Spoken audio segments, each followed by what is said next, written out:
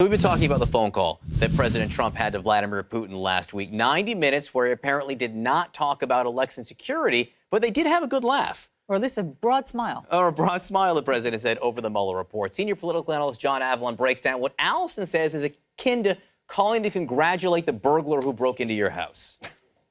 That's a good way of framing it, Allie. So look, there's at least one person President Trump couldn't wait to talk about the Mueller report to, or as he likes to call it, the Russia hoax, and that's Vladimir Putin.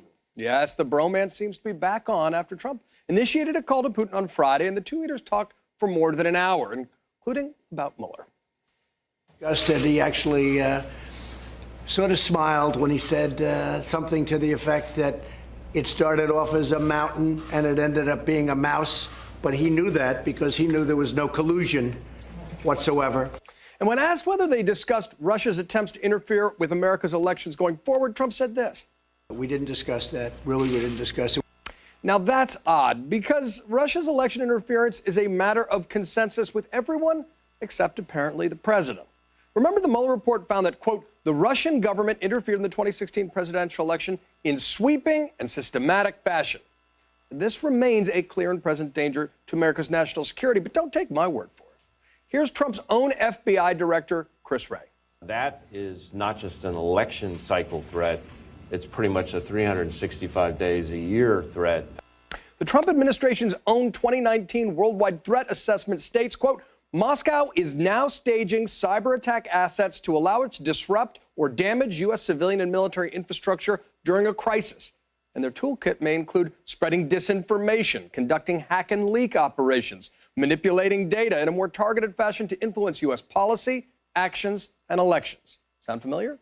Finally, here's Secretary of State Mike Pompeo. I don't think there's been a discussion between a senior U.S. official and Russians in this administration where we have not raised this issue about our concern about Russia's interference in our elections.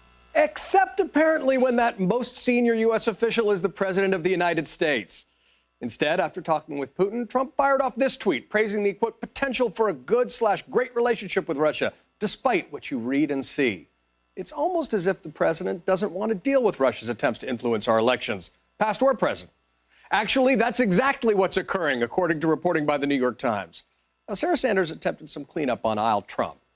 What I can tell you is that this administration, unlike the previous one, takes election meddling seriously.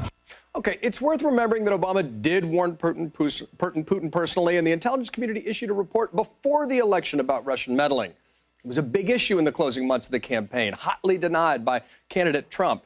But according to Joe Biden, Senate Majority Leader Mitch McConnell balked at a bipartisan statement condemning Russian interference. McConnell's office denies this.